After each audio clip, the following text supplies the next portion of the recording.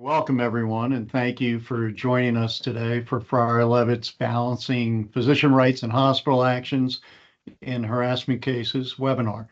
Uh, my name is Todd Brower, and I am a partner, a healthcare partner at Frier Levitt.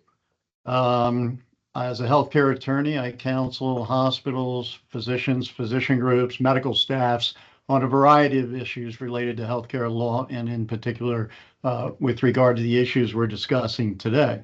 Prior to joining Frier and Levitt, I was the Senior Vice President and General Counsel for St. Joseph's Health here in New Jersey. And prior to that, had spent over 30 years with hospitals, working with hospitals as an attorney in private healthcare. I am pleased to be joined by my colleagues, Alex Keoskey and Christopher Mayer. Together, we're going to address this critical topic to help you navigate the complexities of balancing physician due process rights with hospitals' obligations in harassment cases. Chris, could you please introduce yourself? Sure, thanks, Todd, and good afternoon, everyone. I'm also a partner with Frier Levitt. I'm the head of the firm's employment practice group. I work, like Todd, regularly with healthcare clients. I have a general practice, but I do spend a lot of time counseling hospitals, medical practices, and other healthcare-related entities. Thank you, Chris. Alex, you want to give an introduction?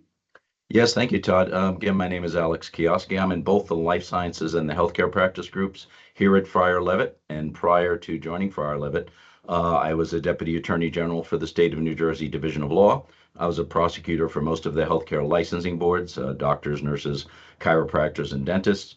For 20 years, I was the Chief Compliance Officer for a federally qualified health center here in New Jersey. And now I handle mostly adverse actions against all healthcare providers from any source. Thanks, Alex. This webinar will be recorded, and you will receive a link to view the webinar on demand. During the presentation, you can send us questions using the Q&A tab on your screen. These questions are private and visible only to the presenters, and we'll answer as many questions as we can at the end of our presentation.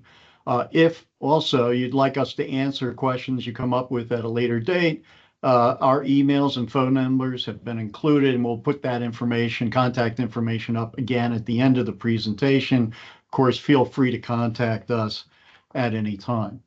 Now, the typical disclaimer, the materials and information provided are for informational purposes only, not for the purpose of providing legal advice. And the information contained is a brief overview and should not be construed as legal advice or exhaustive coverage of the topics. So let's get started.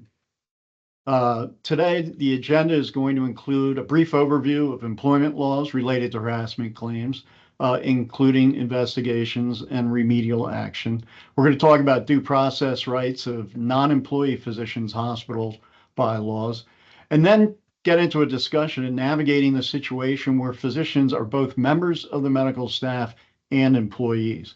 And we'll wrap up with talking about the reporting obligations with regard to employed physicians and what has to be reported or not reported to entities like the National Practitioner Data Bank. So to set the stage, we're going to work through a hypothetical as we talk about this today. And I use the word hypothetical somewhat loosely because this really is a combination of events, and you may very well have encountered similar situations as well. What we have here, and let me go through it. We've got Dr. Smith. He's an exceptionally skilled surgeon with a substantial surgical caseload at the hospital. He also has, unfortunately, a well-known reputation for being difficult to work with and is known to engage in abusive conduct in the operating room. Witnesses have seen him scream at orderlies, technicians, nurses, and even other physicians when they are not doing what he asks or expects. He's also known for making demeaning sexual comments toward female nurses during surgery when they do not perform up to his standards. Before commencement of a recent surgery, Nurse Jones called a timeout pursuant to hospital policies to confirm that they had the right patient, they were performing the right procedure, and were operating on the correct limb. Dr. Smith, who already had performed 5 cases and had 5 more scheduled after this one, screamed, "We don't have time for this. You can fill in the blank." Nonsense.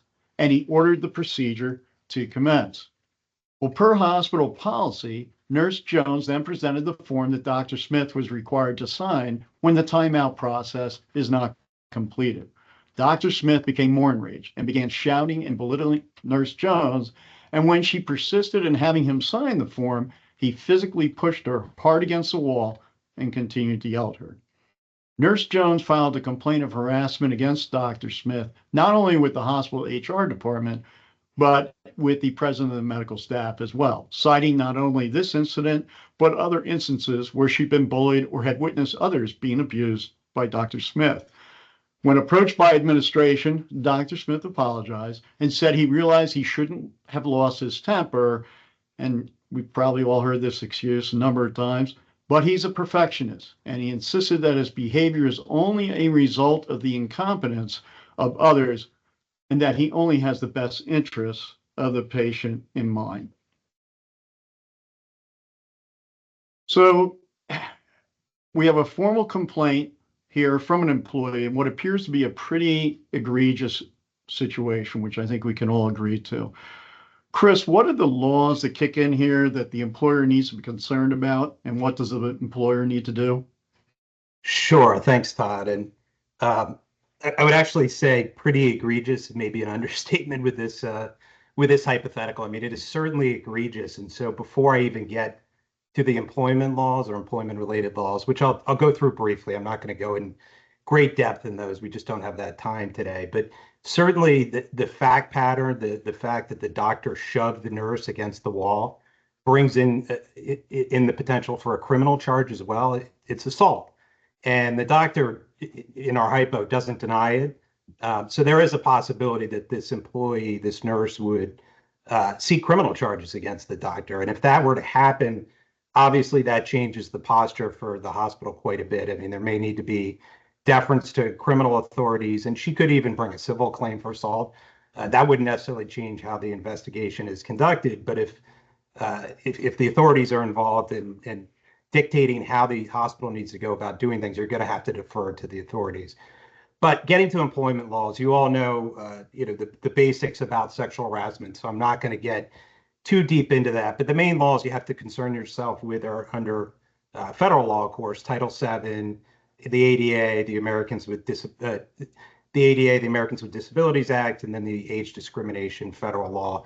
And then more importantly, in a lot of states like New Jersey, New York, California, where I assume most of our listeners today are from, there are much more stringent laws that come into play. The local anti-discrimination statutes obviously have broader remedies generally than federal law, at least in the states that I ticked off, and have stronger remedies. And I'm going to get into those briefly. But so what is harassment? And you're all familiar with quid pro quo harassment, so I'm not going to get into that in too much detail. But the more common form of harassment is hostile work environment harassment, which is what our fact pattern is. So that's based on, it could be a comment or an action that is so severe that in and of itself, it can constitute illegal harassment, or it can be a pattern of conduct or behavior over years that can lead to illegal harassment. And that's sort of what's implied in our fact pattern, that this doctor has been behaving badly for many, many years. Now, whether or not that was illegal harassment or not, it's a little unclear from the fact pattern, but there seems to be an implication that, he's treating women differently, and that he may be focusing some of his bad behavior towards women in particular. And again, I'm reading between the lines in the hypo. But that is the more classic form of harassment that employers and a hospital in this case have to deal with. Harassment does not have to be limited to gender or sex. It can be based on any category protected under law. And again, in the states I listed, New York, New Jersey, and California, there obviously are more protected categories, but it can be based on race, it can be based on gender, national origin, citizenship, disability, any sort of conduct that's directed at a protected category like that, or like those examples that I gave, can lead to a form of harassment. Importantly for everyone on this call, under certain state laws, there can also be liability for supervisors. In New Jersey and New York and some states, that's what's known as aiding and abetting harassment. And that usually comes into play where a supervisor either witnesses the harassment, as this case here, there may have been folks who were in the procedure room who are this nurse's supervisor, witness it and do absolutely nothing about it, or a complaint is made to a supervisor and they sit on it. So that can actually lead to liability for an individual. Some states like California, I think, have a direct form of liability for supervisors where they can be sued directly for actually committing the harassment itself. And the remedies, I know you're all familiar with it, but they can be quite punitive. One of the big things that often, it's the tail that wags the dog, is that you can recover attorney's fees under a lot of these statutes. So attorneys will tend to take these cases on a contingency basis, even if they don't think the facts are necessarily that strong. Sometimes they'll take it anyways because they know that they're going to be able to shake employers down and recover their attorney's fees as the case goes along. But back pay, going back 2 or 3 years, is a remedy. And then a big one is emotional harm. And obviously in this fact pattern that we're dealing with here, emotional harm, if the nurse were to sue, could come into play, especially if she's been mistreated by this doctor over a period of years. I mean, I think she would likely be claiming emotional harm, and it would be a difficult damages claim to defend against. So that's kind of the basics of the law. And again, I'm not going to get too in depth on it, but one important consideration to keep in mind is that some of the defenses, or one of the key defense, is predicated on an employer's investigation and how swiftly they take remedial action. So if you sit on it and you do nothing about it, you might lose that defense. And so it's very important to take quick action to both investigate the complaint, or in this case, it's not even a complaint. I mean, it was witnessed, it's admitted by the physician, and to take remedial action swiftly. In the hypothetical that we're talking about, since it is so egregious, and we can get into this, and this is going to conflict with some of the things we're talking about later, purely in the employment world bubble, if I were counseling a hospital in this situation and I heard these facts and the doctor's reaction to them, I would say, fire them. That would be my advice, and not even wait for the investigation to be conducted. I still think you need to conduct an investigation, and you could uncover a pattern of behavior over the years that needs to be addressed in some fashion. But I would consider firing him right on the spot. And we're going to get into whether or not that's a good idea. And there are obviously other circumstances that can come into play and affect that decision. But at least from a purely employment standpoint, given the fact pattern, it might be a good idea to let him go. And if you're going to keep him around, there's going to be an investigation, it's going to take some time, you have to separate him somehow from the employee. And whether that means a suspension or some way to keep him away from her while the investigation's pending, you're going to have to do that. And it can look retaliatory if you move the employee away from her job in a way that she would view as unfair to her. So you've got to balance all those interests, but somehow you've got to keep them separate while the investigation is proceeding. So one of the interesting things is we didn't clarify or even tell you whether the physician's an employee of the hospital as well, or whether they're just independent. So let's start out. The hospital clearly has a duty to respond, investigate, take action, protect the employee. Let's assume initially this is not an employed physician, but rather just a volunteer member of the medical staff. Alex, what actions can be taken? Clearly, the hospital can't fire him. He's not subject to a human resource decision to terminate because he's not an employee. So what are the types of actions that can be taken, and what then triggers in terms of due process rights for the physician? Good questions, Todd. First of all, I very much appreciate the last slide, because that outlined a lot of causes of actions that can be brought against the hospital, and it illustrates why hospitals are so worried about exposure under risk management and compliance when these type of doctors behave the way they do. From the doctor's perspective, it may be, hey, I've been practicing 30 years and, I know how to straighten out these nurses and these residents. From the hospital perspective is, hey, it's 2024, not 1964. We could be in big trouble and have a lot of lawsuits because of your behavior. So you're right. They cannot fire him if he is strictly a member of the medical staff and not employed by the hospital, as most doctors are. He would have due process rights under the bylaws of the hospital. He would be entitled to a fair hearing to bring his side of the case, and it would sit somewhat truncated, but it's still a full and fair presentation of evidence, witnesses on his behalf, communication, things of that nature. If he chooses to try to fight this, if he knows that and by the way, he could also be summarily suspended for this behavior that you've outlined in your hypothetical. In fact, I would be surprised if, given that hypothetical, modern hospitals today would not have invoked a summary suspension against that doctor. Now you've got a number of problems. Number one, that the clock is ticking for reporting to the National Practitioner Data Bank if that suspension lasts more than 30 days. Number two, a summary suspension outright, when it's invoked, is reported to the licensing board of that state. So the physician's got a lot of problems, and he has to decide at that point. And I would hope it would behoove that physician to get an attorney to navigate through that process, but to see and determine what his rights are under the bylaws for appealing the decision, the suspension, trying to get back in the medical staff if that's his choice, and likely through some type of remedial program that the hospital could recommend regarding, programs they have all over the United States, sponsored by a lot of hospital systems and other entities regarding harassment and behavior modification and things of that nature. There's some very good programs, and usually hospitals will, as a last chance for the doctor, say, we're going to send you to a program, again, for their own exposure and liability. They could say, we tried our best, we sent him through the program, and it either worked or it didn't. And then when he returns to the medical staff, he would likely put on FPPE, focused professional practice monitoring. But he would definitely have rights under the bylaws. They could not fire him outright, but he could resign or he could invoke the fair hearing process, depending on the provisions of the bylaws.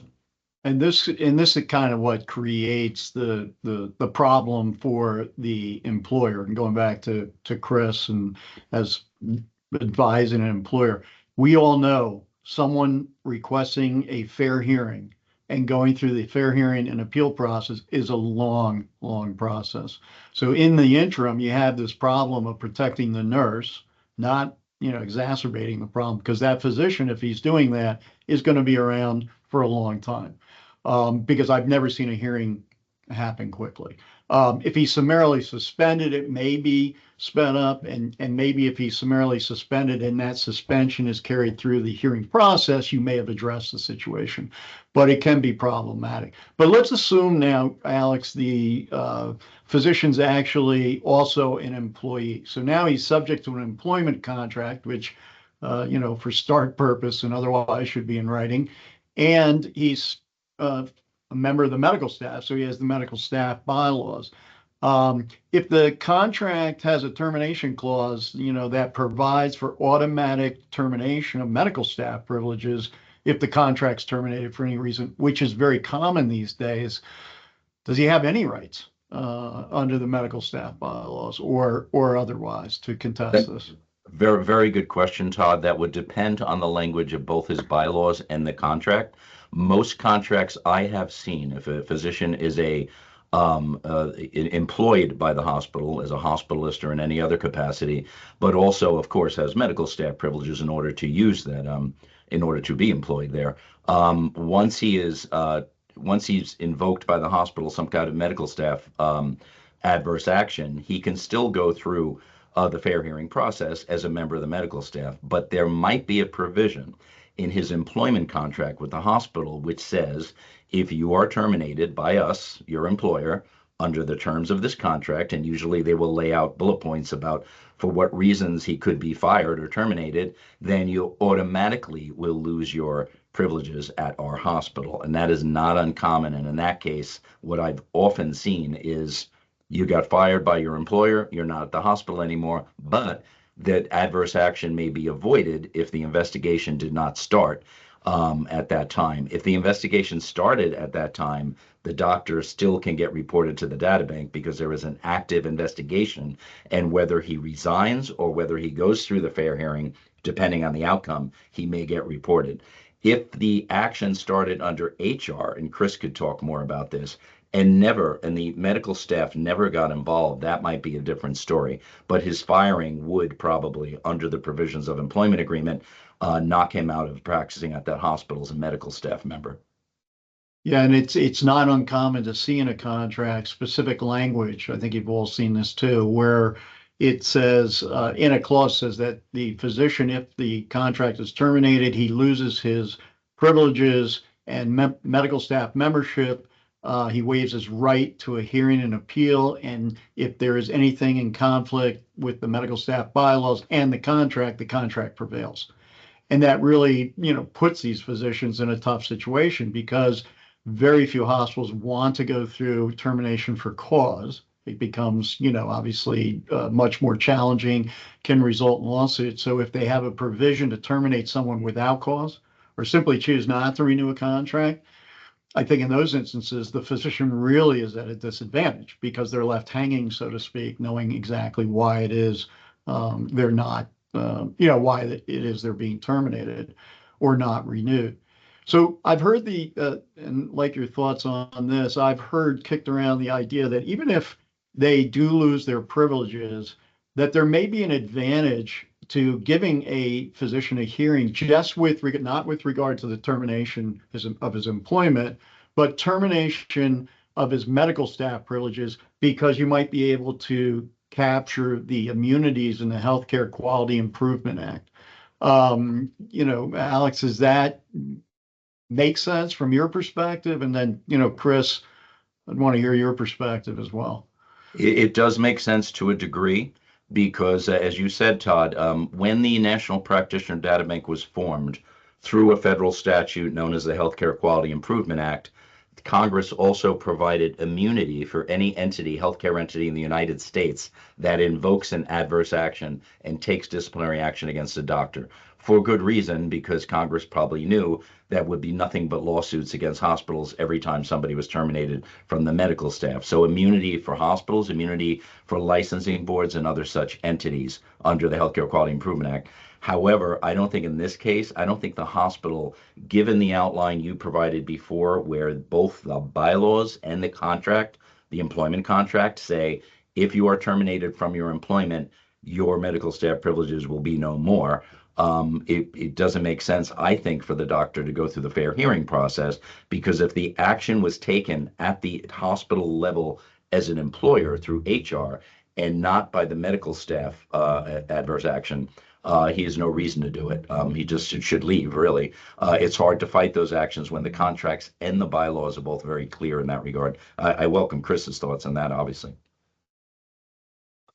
Yeah, and I agree with that. And stepping back for a moment, going back to the non-employee situation, just to address that for a moment, just because the harassment or the alleged harassment is done by a non-employee, employers do have a duty to protect their employees from harassment by anybody who comes in the workplace, whether it's a vendor or anyone. So it's not just harassment by coworkers. So regardless of what goes on with the hearing separately, as Alex said, the employer's investigation directed by HR and preferably counsel has to proceed. And as I said, to be able to avail itself of certain defenses, the hospital has to move quickly on that. So that does have to move independently and proceed. And, as I said, ideally it would be conducted by counsel, either in-house or in certain situations where it's complicated, it's a more disputed fact pattern. Sometimes it's a good idea to bring in outside counsel. And, when you do that, you're both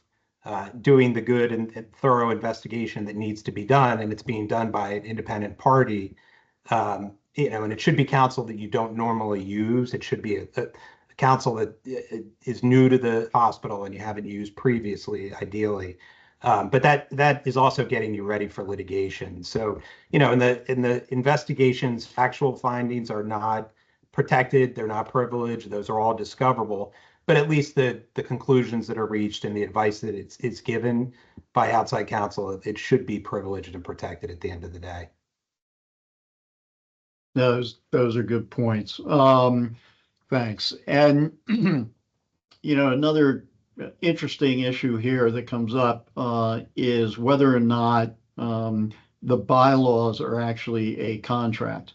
So that regardless of what the employment contract says, you have to provide them their rights under the bylaws because it's a contract as well. Now, if I have a tight clause in my employment contract where the physician has signed off saying if there's any conflict between the employment contract and the bylaws, the contract prevails, I think they're probably got no cause of action, but sometimes it doesn't say that. Now, New Jersey, by way of example, has kicked around this whole issue of whether bylaws are a contract or not. It became central in part to the case, the recent case handed down by the New Jersey Supreme Court in Valley Comprehensive Neurosurgical PC versus Valley Hospital. If you're not familiar with that case, Valley gave an exclusive contract to a group of neurosurgeons, and that precluded the remaining or the existing physicians who had those privileges from practicing, and they sued. And one of the issues was they were entitled to a hearing because the bylaws provided for that, and that was a contract. The group that the plaintiffs actually prevailed at the trial level and then at the appellate level, but the New Jersey Supreme Court reversed and remanded. And one of the things they did was touch on the topic of whether bylaws actually constitute a contract. And there was some pretty direct language in the decision whereby they basically said that the fundamental elements of a contract formation are not present, such as mutual assent, offer, and acceptance or consideration. So I think it's a heavy lift to raise that in New Jersey now. Although, believe it or not, Supreme Courts, including our U.S. Supreme Court, do change their position on topics from time to time. So you never know, a different set of facts, different circumstances, we may get a different decision. There are states, though, around the country. I know that in apparently Minnesota, Utah, and Tennessee, I believe it is still a law that the bylaws are deemed a contract and therefore give rise to all sorts of rights that physicians, for example, in New Jersey would not have because of this recent decision. I throw this out to both of you. How does the hospital ensure a fair and balanced process for the physician while looking out for the employee? How do you navigate this? Yeah, you laid it out pretty succinctly here, the legal responsibilities of hospitals. You brought up the fact that a bylaw is not a legal contract, and I just want to specify that. I believe what the New Jersey Supreme Court is saying is you cannot sue on a breach of contract action using the bylaws as the contract because it's not something like an employment agreement that's signed between the parties.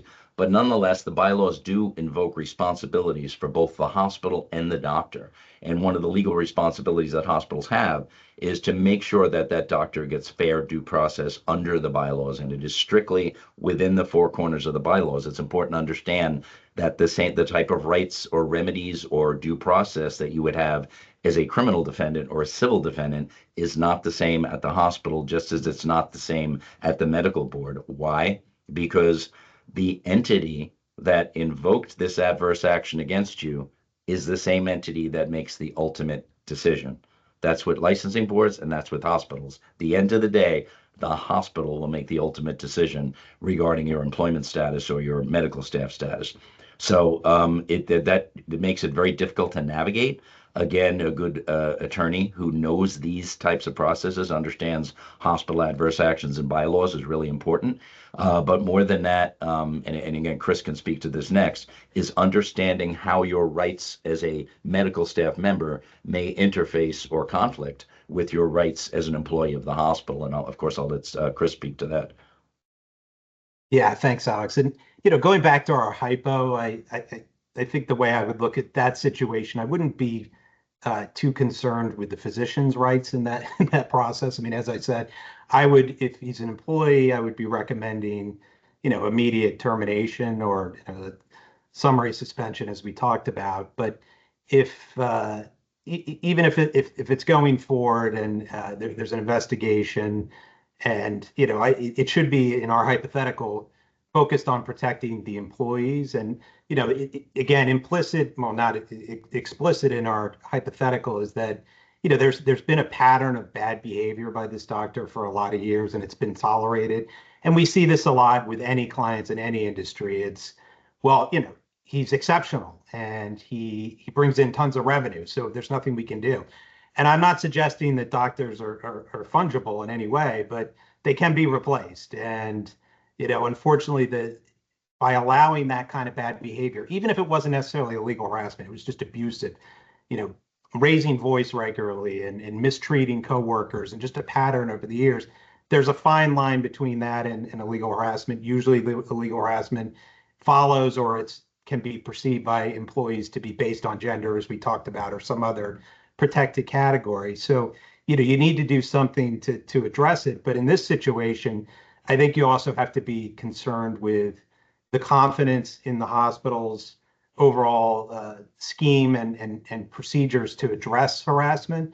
Now it's been undermined, and so there needs to potentially be other actions taken, not just simply the termination of the doctor or some sort of suspension or what have you. That there may need to be more to build confidence again in the hospital's policy. So the investigation is important, because you will discover and learn things, and you're going to learn things that you may not want to learn, but you're going to learn them. And maybe there needs to be training, maybe the policy needs to be modified. It's an opportunity to reevaluate your overall scheme and address deficiencies in it. And you touched on something, and it historically, politics had played a very big role, both from a medical staff perspective and from the hospital perspective. I think hospitals and medical staffs are getting a little better at it. But again, this is a great surgeon, very skilled. He brings in, as you said, a lot of revenue. And other than the anger management problem, he may be a good citizen. This may be a guy who goes off, for a month, a year, and does Doctors Without Borders. It could be somebody who contributes a lot, to maybe serving an underserved population. You don't know. And so those politics come in, both, again, from the hospital and from the medical staff. But I think hospitals and medical staffs are getting better, gravitating towards the fact that you have to take action.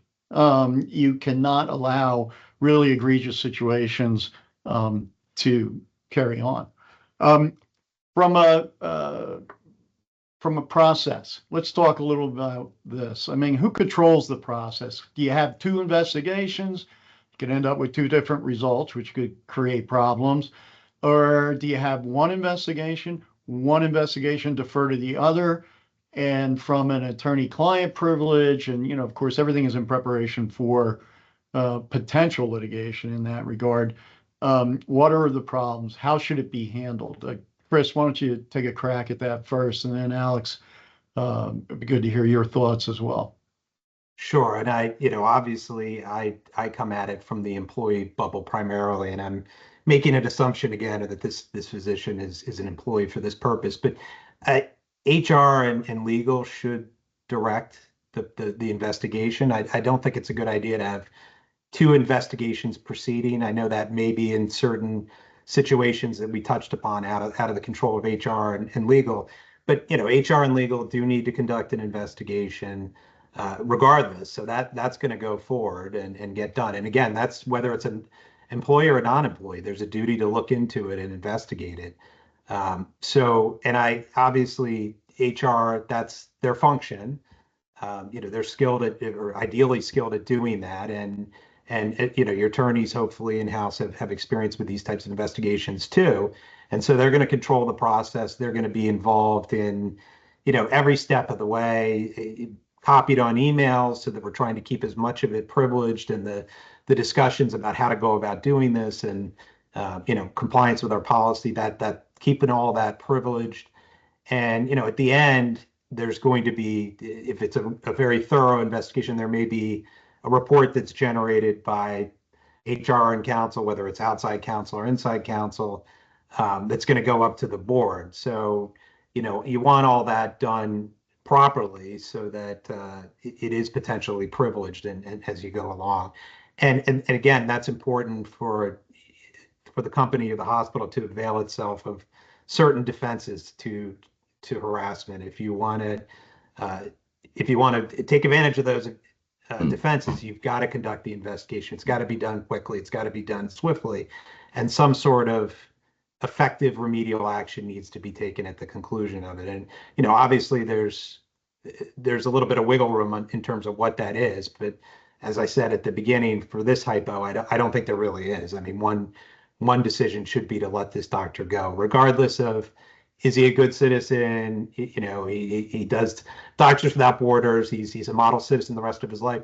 There's a pattern there, and he's in denial. He's not going to address it, or at least it doesn't appear that way. He's admitted, to the bad conduct, and obviously the assault itself was witnessed and seen, and he's not denying it. So I think you have to separate him. I mean, he may need some sort of anger management training in his personal life, but that's not for the hospital to deal with. And if you keep him on, it would undermine the kind of the efficacy of your policies and your procedures, employee faith in those procedures, which is important to courts when they're looking at these situations. Do the employees believe in the policies and procedures? Have they been undermined by failures to take actions in the past? And you can, if you do let them go, at least you have an opportunity to raise certain defenses to litigation. Thanks, Chris. Alex, did you want to add anything on that? Yeah, just briefly. I'm glad that Chris gave that very good overall view of how the hospital handles these things. I think it's entirely accurate based on my experience from the perspective, obviously, of somebody who represents and defends the physician in these hearings. You want to just single-mindedly, passionately find a way to keep that physician on the medical staff and not have a permanent suspension or termination. And the best way, Todd, is exactly what you said, to try to convince them to allow for some remedial measures to take place, courses, which are abundant. And it's more problematic if there's been a pattern, and it's even more problematic if there's a pattern where there's been past discipline, because sometimes it's the last chance and that's it. But just the final thing I'll say with regard to who controls the process, a lot of it also depends on where it originates. For example, a director of nursing bringing an action against this doctor and calling her HR as an employee and saying, listen, this guy's out of control. So it starts in HR. That is why it's important, I have to stress again, to have an attorney who could interface with all these different lawyers, because they will be different. For example, if it's a teaching hospital, you'll be dealing with the person who understands the tenure process. If it's strictly an employment at the hospital, you'll be dealing with the attorney for the hospital, but there's a separate attorney for the medical staff. So having an attorney to coordinate this is absolutely essential. Yeah, and I think that's absolutely right, and that's important. I also think that if you are, at least in my experience, when these things come up, and let's say, she's reported both to HR and to the medical staff, HR tends to jump on it a lot quicker, and they're going to initiate an investigation. But the medical staff may also get the wheels rolling in terms of investigating.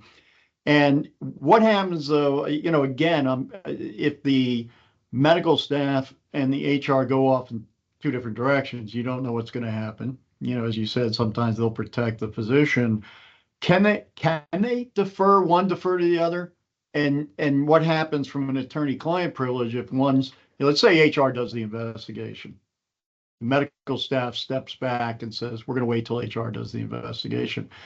And then the HR shares all that with the medical staff. Again, if he is an employee of the hospital under contract, there's no need for it to go outside of HR at the hospital level. They could simply terminate him. But if it's a non-employee, Absolutely right. If you want to invoke the immunity under the Healthcare Quality Improvement Act, you should, as a hospital medical staff, start some type of investigation and peer review adverse action process, because the moment that is started, that's when the immunity kicks in. And any time that process does start and the doctor then wants to sue the hospital for, say, harassment against him or retaliation, it makes it much more difficult when you have started the adverse action process because of that immunity. So Chris, if I'm the HR department, I'm doing an investigation, the medical staff sitting back, they've initiated action. They're going to take action, but they're not doing the investigation.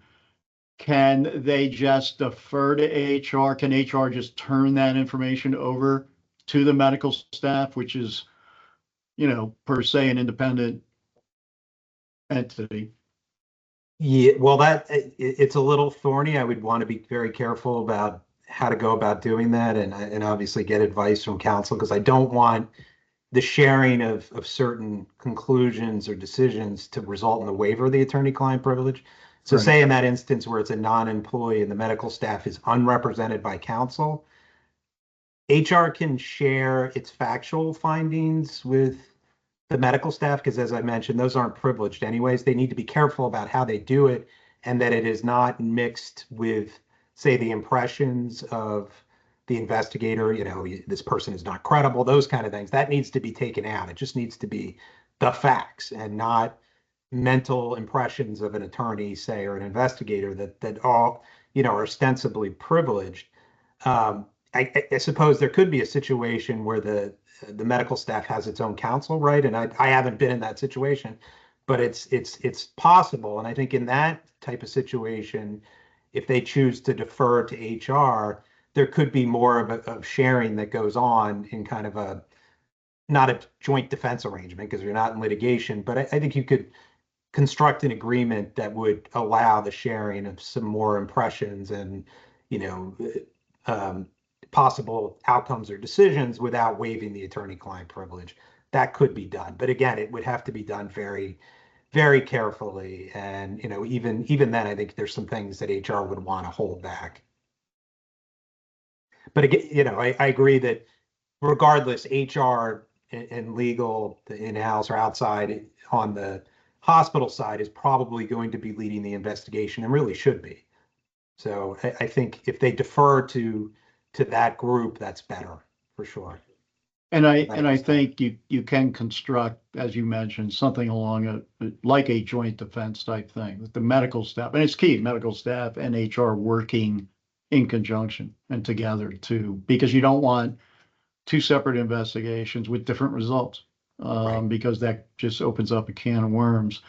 The other problem we face is that as more and more physicians become employed directly by the hospital, or employed technically by another private practice that is effectively the captive physician group for the hospital, and the hospitals basically control them. These also end up oftentimes becoming the leaders of the medical staff. So we are seeing more and more where a physician is coming before a med exec committee or a credentials committee or whatever, and they're controlled by and dominated by employed physicians. So the question is, who are they answering to? And that can create some difficult challenges because they're employees of the hospital. The other thing I wanted to bring up, and this is something we've seen change over the years, is historically medical staffs were very bad, and Alex touched on this a little earlier. Medical staffs have been pretty bad at dealing with the idea of progressive discipline. Essentially, they always just had the nuclear option. They either swept everything under the rug, or they just summarily suspended or terminated somebody's privileges. Whereas HR departments, as you know, Chris, are much better at this. They typically their policies and procedures allow for progressive discipline.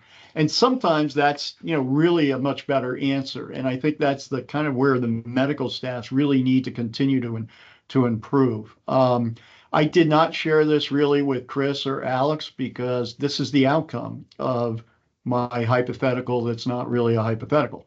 At the end of the day, the medical staff, he was not an employee. Medical staff did summarily suspend him. And as you know, under summary suspension, you typically get a very quick hearing before a med exec committee. I think it was within 3 days in that case. And he showed up at night, and the nurse in question gave some testimony, so to speak. The nurse who had witnessed it also spoke, and then the doctor came in. And kind of an unusual situation because usually doctors are very defensive. But this doctor came in, the first thing he did was apologize to all of his colleagues for making them having to deal with this. He was embarrassed. He admitted he was wrong. He asked for a 2-week leave of absence, and he had already enrolled in an anger management program. So they basically actually lifted the suspension, but he was out for 2 weeks. He came back, and from everything I know, this was many years ago, there never was another incident involving the physician. Now, the interesting thing is, I have no idea, however, whether that really satisfied the nurse. I don't know if that was a good resolution for her or not. And this is, again, a big issue, especially today, because when you have situations like this, it goes way beyond just the internal operations of the hospital and the morale within the hospital. This gets out into the press in an environment like today. This is a big issue for a hospital. It's something like this is happening. Imagine what a union does with this information, especially for a hospital that's not unionized, or even with a union. They're going to throw this up. So it's really for a whole lot of reasons other than straight legal reasons. You have to deal with these issues, and you have to deal with them effectively. At the end of the day, they may have dealt with it effectively at this hospital. Although, again, as I said, I'm not sure whether it satisfied the nurse and whether she felt she had been vindicated or not. So wrapping up here to talk about, what are some of the practical strategies, what to do. I think one thing is, and we've touched upon this throughout, is have legal counsel involved right away. There's so many, landmines to navigate around in this type of situation because you have competing bodies, you have competing interests, and it's important that it's handled correctly. In-house counsel, most hospitals have in-house counsel at this point. Obviously, they should be immediately involved. I think also, we've talked about this, employment agreements from the hospital. This is totally from the hospital's perspective, but the employment agreements need to be very tight. They need to, clearly have clauses that say their physicians waiving their rights to a hearing upon termination, and that if there's any conflict between the bylaws and the employment contract, the employment contract prevails. I think HR and the medical staff, they've got to work together and not at cross purposes. We want to be fair to the physician, but we have to protect our employees against bad actors. And Chris and Alex, what else would you like to add to that? I just following up on what you just said, Todd, which was really spot on. There's a balance that has to be struck, obviously, by the hospital's attorney or the medical staff attorney regarding protecting their client for risk management and compliance, but also giving a fair deal to the doctor who's being accused. And what I've always said to hospital counsel I've dealt with, including you, when you and I were on other sides of the table 15 years ago, is that you should remember that this doctor who's being accused and being targeted is still a member of the medical staff. So you may not represent him directly, but you represent a organization, a unit that he's still a part of, and he deserves a fair break. In which case you have to tell them, I have some options that you should consider. Remedial measures, a leave of absence, FPPE, a focused professional practice evaluation. There are many remedial measures that can be taken to ameliorate any concerns that a hospital has about a doctor's conduct. You and I know there's some that are so over the top because of the level of misconduct or impairment or quality of care that it's not possible. But I would say those are rare. And the goal, I think, for any attorney, at least that's handling a matter on behalf of a targeted physician, should be the number one goal. Yeah, I think that's an excellent point. The progressive discipline process is really the fairest thing. We do it for employees, why not do it for the physicians as well? Chris, did you have anything else you wanted to? I did. I would also say, in addition to what you mentioned in terms of tightening up the employment agreements about the bylaws, I would just make sure, and this is pretty standard in employment agreements, that they are clear that the physicians are subject to internal policies and procedures. But more importantly, I would go beyond that and make sure that your policies actually say that too. That they're not just applied to one narrow slice of the hospital staff. And I actually see this more with medical practices, where often policies will say they only apply to nurses or they only apply to administrative staff. And the question is, well, why? Like, well, because that's the way we've always done that. And no, like, the physicians need to be subject to most of those policies too, and should be. So, and again, if you are getting a complaint of harassment, look, I recognize, because I'm on the defense side, that a lot of these can be bogus, and some of them are easily disposed of. But one that's more serious, rather than viewing it as a nuisance or something like that, I mean, it's an opportunity to correct problems that may have been festering for a long time, as we have here with this hypo. And so I just would use it as an opportunity to evaluate your entire complaint and policy procedure and make corrections if necessary. Okay, so Alex, why don't you wrap up here with regard to reporting obligations? Is there a difference between a physician whose contract has been terminated for any reason, and as a result, he loses his or her medical staff privileges as a reportable event, versus a physician who's a volunteer member and has had suspension or revocation of privileges taken by the medical staff? The good question, Todd, and the answer is generally yes. There would be a distinction if the matter was brought under the rubric of him being an employee at HR, and the whole matter, for whatever the reason or whatever it is, he gets terminated, or gets it terminated for administrative reasons. For example, doctor, you were going to take the board and become board certified for surgery. You failed it under your contract. We got to let you go. That type of thing is not reportable.